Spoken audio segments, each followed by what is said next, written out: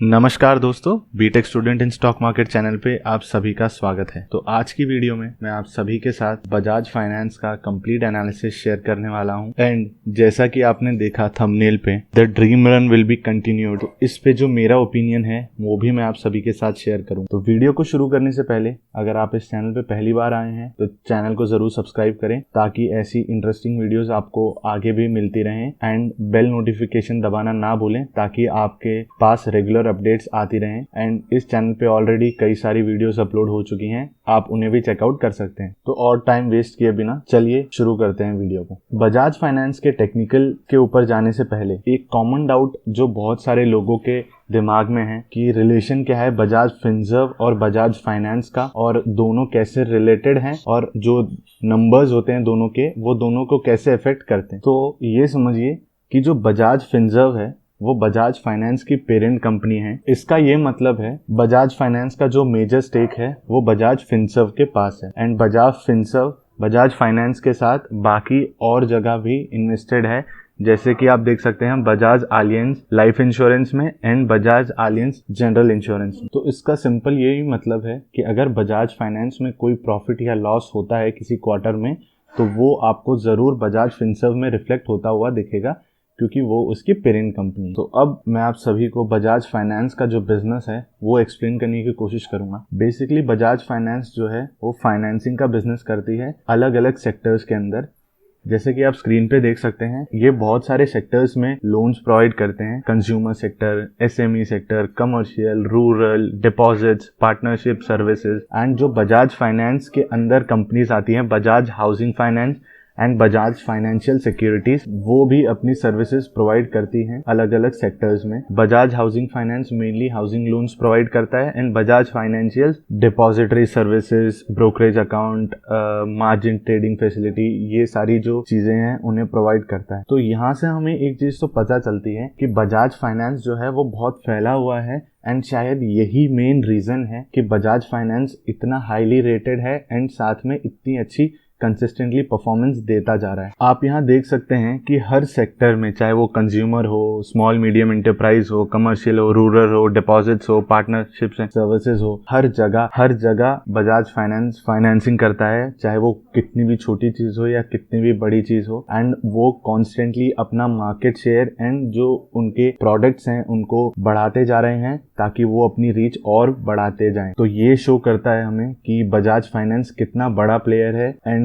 कितना अच्छा परफॉर्म कर रहा है पिछले कई सालों से। इनके ग्रोथ का एक और मेन रीजन ये भी है कि ये कभी रुकते नहीं हैं, नए नए प्रोडक्ट्स को लॉन्च करते रहते हैं।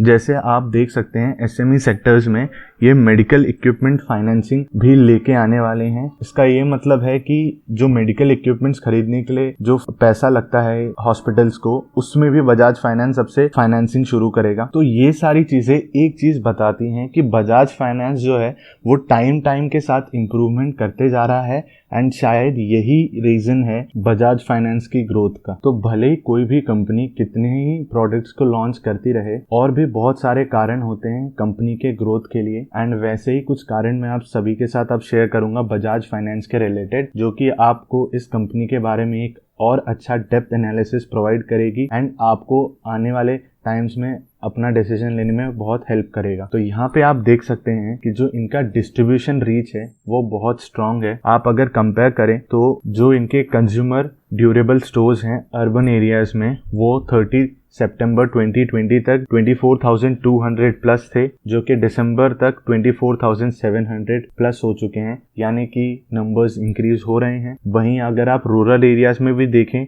तो वो सितंबर में 19,600 प्लस के करीब थे, जो कि दिसंबर 2020 में 22,500 प्लस हुए हैं, यानी बहुत अच्छे मार्जिन से इंक्रीज हो रहे हैं। लेकिन वहीं आप देख सकते हैं इनके लाइफस्टाइल ईएमआई कार्ड एंड जो इनका डिजिटल प्रोडक्ट स्टोर्स हैं उनके नंबर्स भी कम हुए हैं। एंड अगर आप ईएमआई कार्ड्स के नंबर्स देखें तो वो तो बहुत ज़्यादा अराउंड मोर देन 50% का यहाँ पे डिक्रीज आया है, जो कि बजाज फाइनेंस को आगे जाके देखना पड़ेगा। अगर आप ओवरऑल डिस्ट्रीब्यूशन नेटवर्क देखें तो सितंबर 2020 में वो 1,14,400 प्लस था, जो कि दिसंबर 2020 में 1,02,800 प्लस तक ही रह चुका है। तो यहाँ पे अगर आप मेजर डिक्रीज देखें तो वो उनके EMI कार्ड्स जो रिटेल स्पेंड स्टोर्स थे उन पे हुआ है।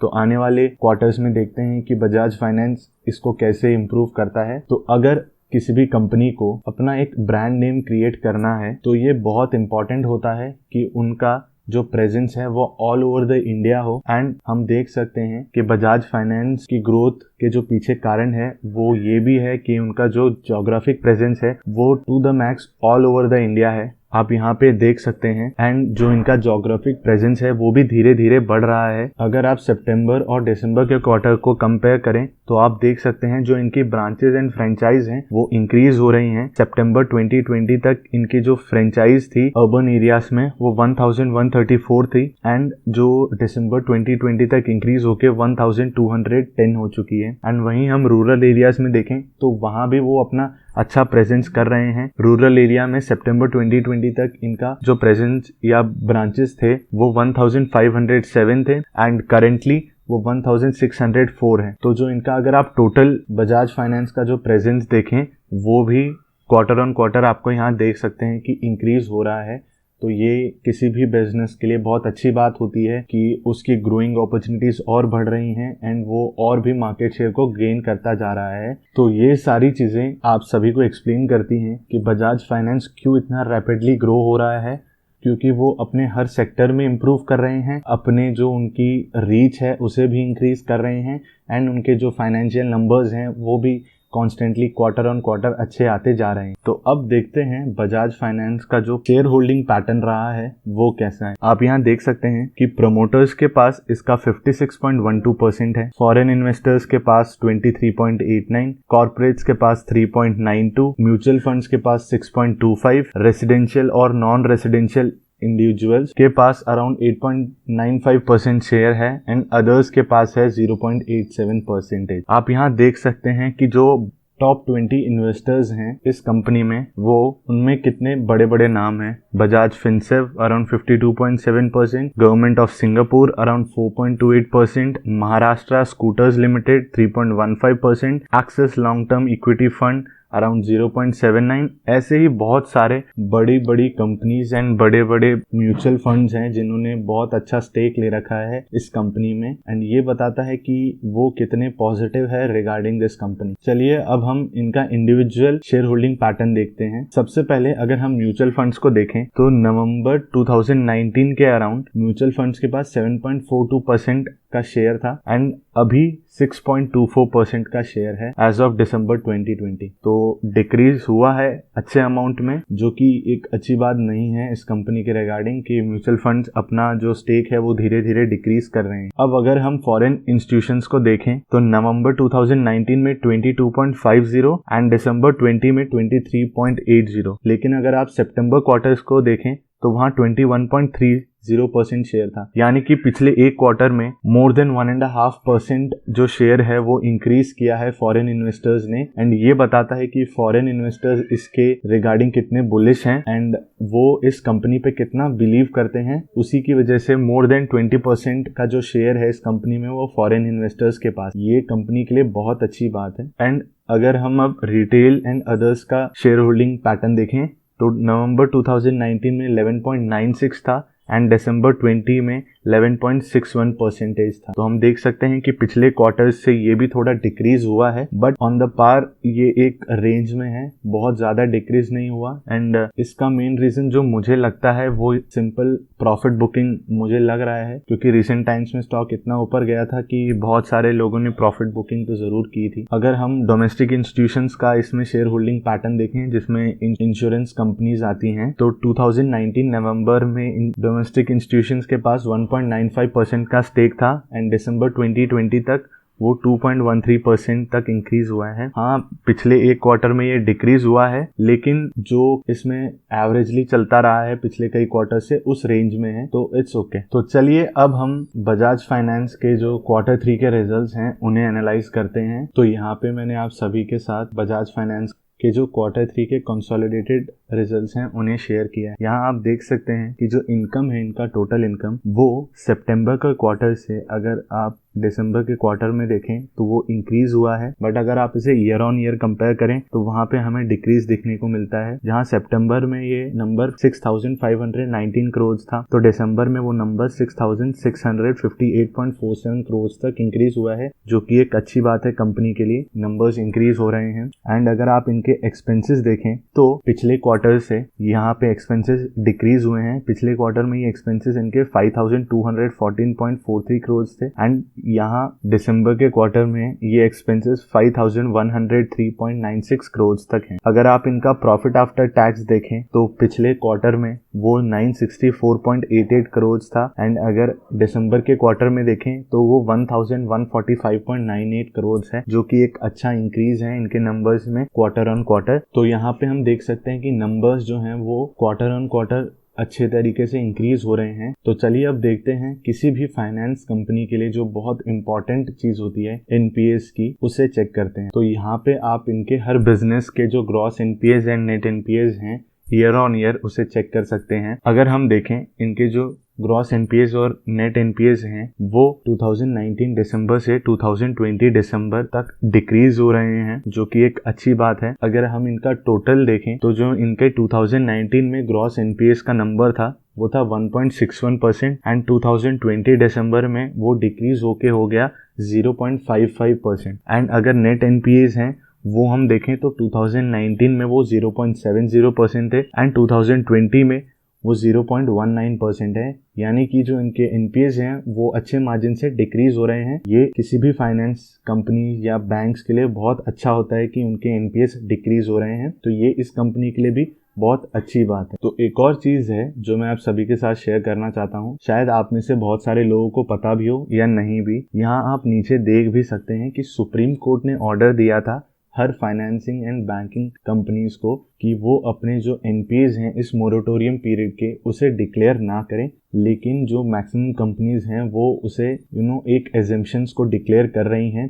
तो यहाँ हम बजाज फाइनेंस के जो परफॉर्मा एनपीएस हैं उन्हें भी चेक करेंगे ताकि हमें और अच्छा आइडिया है इस कंपनी के रिगार्डिंग। तो यहाँ पे अब अगर देखें आप तो जो सारे नंबर्स हैं वो एक्चुअली रिवर्स हो जा रहे हैं। अगर आप 2019 दिसंबर में देखें जो ग्रॉस एनपीएस थे वो 1.61% थे, एंड जो दिसंबर 2020 में ग्रॉस एनपीएस हैं वो 2.86% हैं। अगर नेट एनपीएस आप देखें तो 0.70% थे 2019 दिसंबर में, एंड 2020 के दिसंबर में आप देखें तो 1.22% है। ये नंबर्स डेफिनेटली इंक्रीज हुए हैं। एंड अगर आपने रिसेंट टाइम्स में किसी भी बैंक और फाइनेंस कंपनीज के अगर रिजल्ट देखें तो सबके जो परफॉर्मा एनपीएस हैं वो इंक्रीज हो रहे हैं। लेकिन जहां तक मुझे लगता है बजाज फाइनेंस के बारे में, तो बजाज फाइनेंस ऐसी कंपनी है जो कंसिस्टेंटली ग्रो कर रही है और उनका मैनेजमेंट इतना कैपेबल है कि आने वाले टाइम्स में हमें ये जो एनपीएस के नंबर है वो डेफिनेटली कम होते हुए जरूर दिखेंगे। तो शायद ये नंबर्स देख के बहुत सारे लोगों को अच्छा भी लगा होगा, एंड शायद ये नंबर्स अच्छे हैं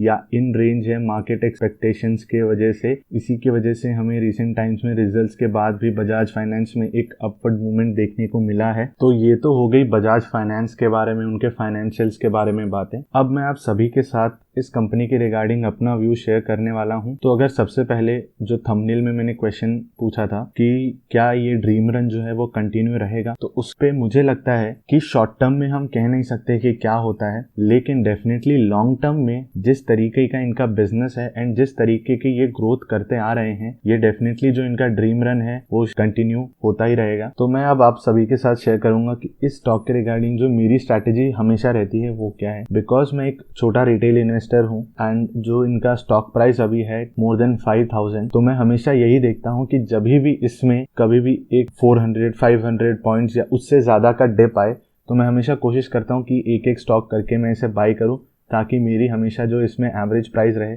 वो अच्छी रहे। क्योंकि पर्सनली मुझे लगता है कि जो फाइनेंस का बिजनेस है एंड उसमें भी जो मार्केट लीडर्स हैं बजाज फाइनेंस जैसे, एंड क्योंकि वो कंटिन्यूसली ग्रो कर रहे हैं एंड साथ में कंटिन्यूसली वो नए नए प्रोडक्ट्स लॉन्च करते जा रहे हैं, तो उनका फ्यूचर आने वाले टाइम में अच्छा रहेगा। लेकिन करेंटली मैं अभी इसमें इन्वेस्टेड नहीं हूँ। मैं आने वाले टाइम्स में भी करेंटली 2-3 क्वार्टर्स तक रोकूंगा, बिकॉज जो इनके परफॉर्मा एमपीएस के नंबर्स हैं वो भले ही दूसरी कंपनीज से कम हो, लेकिन वो नंबर्स हाई हैं। अगले 1-2 क्वार्टर्स में अगर ये नंबर्स डिक्रीज होते हैं तो जैसे मैंने आपसे कहा जब जब एक अच्छा डिप आता रहेगा तब तक मैं इसमें बाई करता रहूँगा। तो ये इसीलिए कर रहा हूँ क्योंकि मैं इस कंपनी के रिगार्डिंग पॉजिटिव हूँ एंड मुझे लगता है कि ये कंपनी आने वाले टाइम्स में अच्छा परफॉर्म करेगी। तो आप जो अपना डिसीजन है वो ब्लाइंडली इस वीडियो को देख के ना लें या किसी भी क्वार्टर्स के रिजल्ट्स को देख के ना लें। आप उस कंपनी में इन्वेस्ट करें एंड आप देखें कि आपको क्या लगता है आने वाले टाइम में वो कंपनी कैसे ग्रो होने वाले ही है। तो उस हिसाब से आप उस कंपनी में, किसी भी कंपनी में इन्वेस्ट करें। एंड वीडियो को एंड करने से पहले मैं ये ज़रूर कहूँगा कि आप अपना डिसीजन जो है वो सोच समझ के लें। आने वाले टाइम्स को देख के कंपनी के परफॉर्मेंस पे अगर आप बिलीव करते हैं तभी लें। तो वीडियो को एंड करने से पहले अगर आपको ये वीडियो पसंद आई तो प्लीज़ वीडियो को लाइक ज़रूर करें एंड आपको ये वीडियो कैसी लगी ज़रूर कमेंट करें। एंड अगर आपके कोई भी सजेशंस हों उसे भी ज़रूर कमेंट करें एंड चैनल को सब्सक्राइब करें एंड बेल नोटिफिकेशन को ऑन करें ताकि ऐसी और भी इंटरेस्टिंग वीडियोस मैं आप सभी के साथ शेयर कर सकूं। Thank you for watching the video.